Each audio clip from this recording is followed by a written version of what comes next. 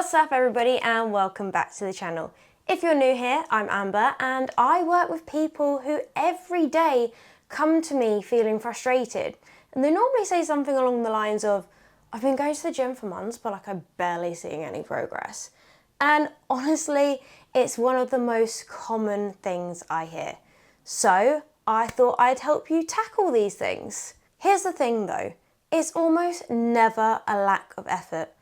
Most of the time it comes down to a handful of mistakes that actually quietly sabotage your progress without you even realising it. So today we're going to fix that. I'm going to walk you through 7 of the biggest silent killers of gym progress. What they look like, why they're holding you back, and exactly what to do instead. So whether you've been training 3 weeks or 3 years, if you feel like you've hit a wall, stick around because something in this video will probably click with you. Alright, so mistake number 1, and this one catches out so many beginners, training with no real plan. I know what this looks like because I've seen it so many times on the gym floor.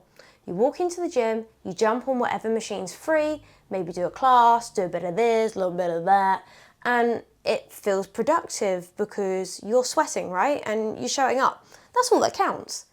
But here's the problem.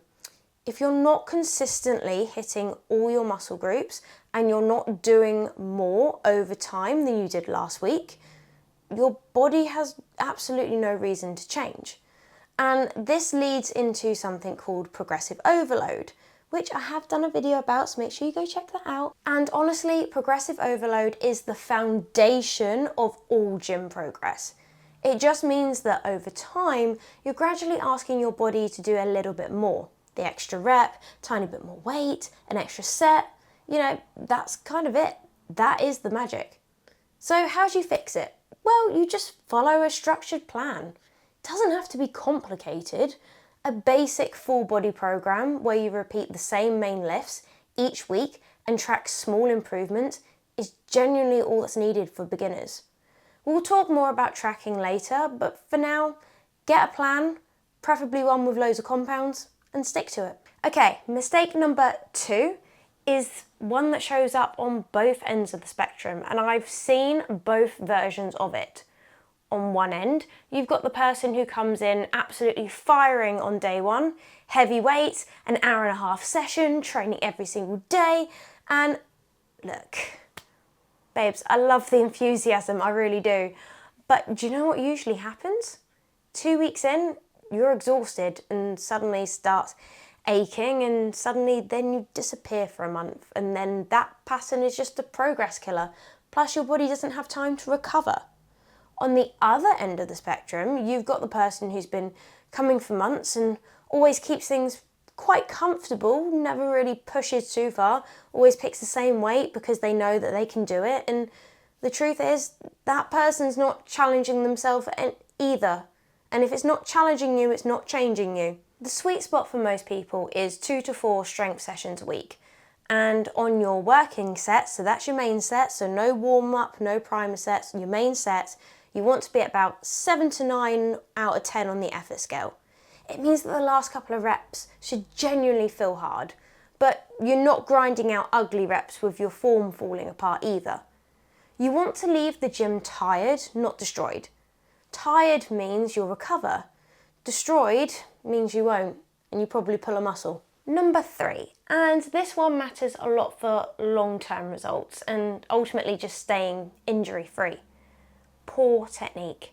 That is something that happens all the time in the gym. Someone new starts watching a more experienced lifter and thinks, all right, I'll just do what they're doing.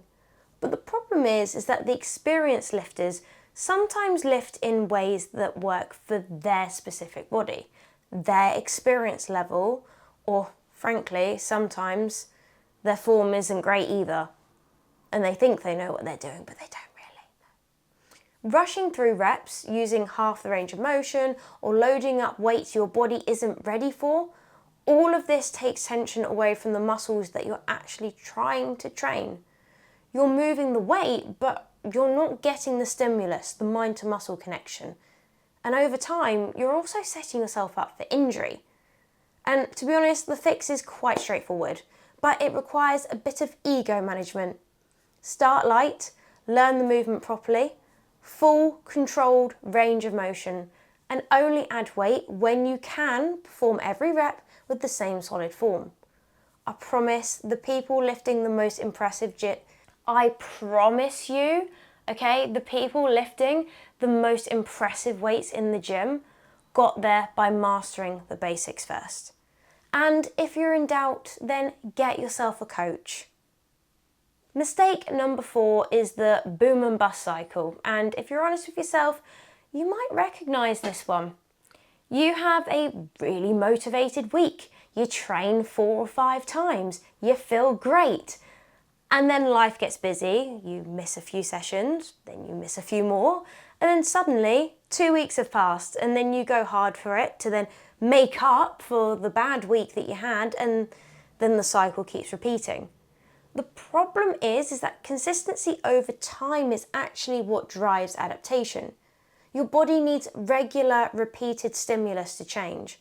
A sporadic spike of hard training followed by a long gap doesn't build on itself. It kind of resets everything. But here's the flip side. Some people swing the other way and never rest. You know, they feel guilty about taking a day off. They're always sore, their sleep is off, and their performance in the gym starts dropping because they're not recovering properly. These are early signs of overtraining, and they're trying to tell you something important. For most beginners, 3 full body sessions a week with 1 to 2 rest days built in is genuinely a great place to start. It's manageable, it's sustainable, and guess what? It works. And please prioritise your sleep. 7 to 9 hours is really where the recovery and growth happens. Now we're getting into one that I could genuinely do a whole separate video on. Nutrition.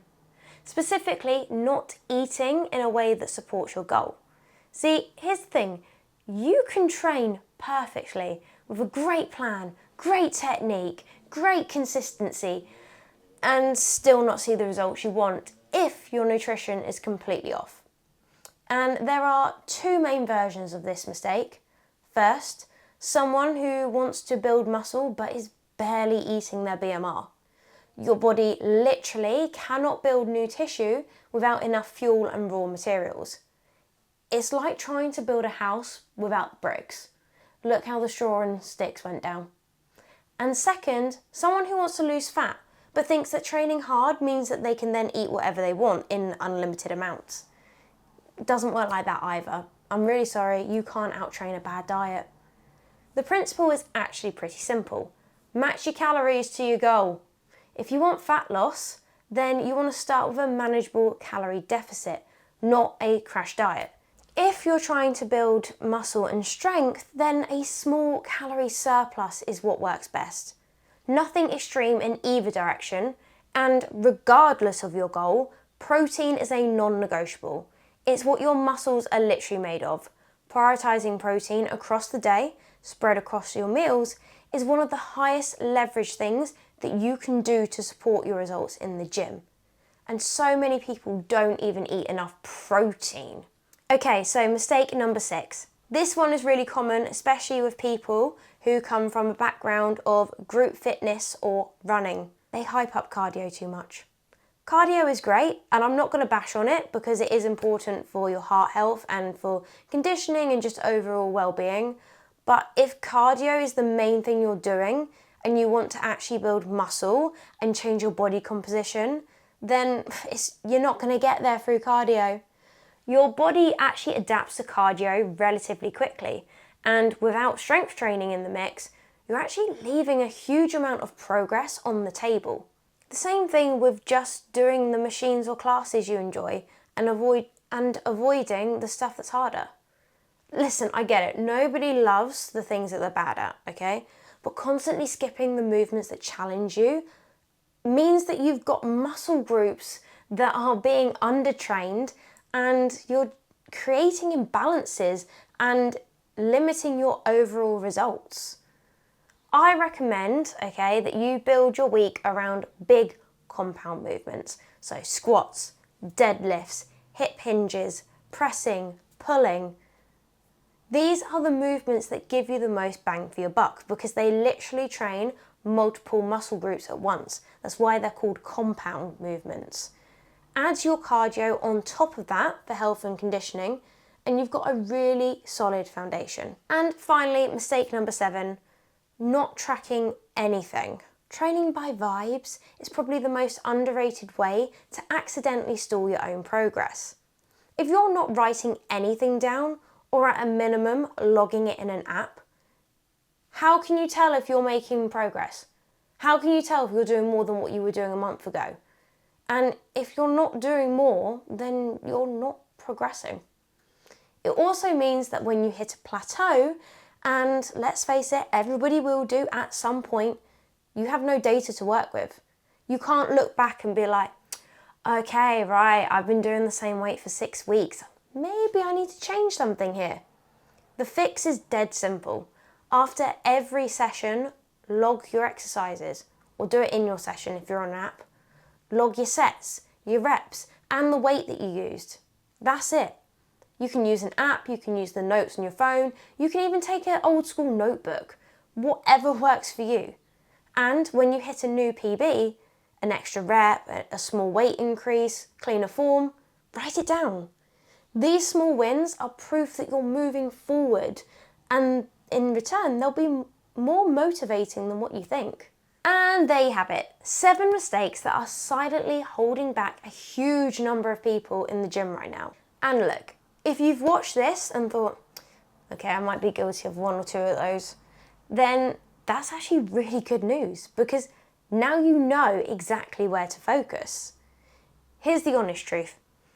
You don't need a perfect program, you don't need an expensive gym membership, and you don't need to be training twice a day. What you need is a solid plan, consistent effort, decent nutrition, and just a little bit of patience.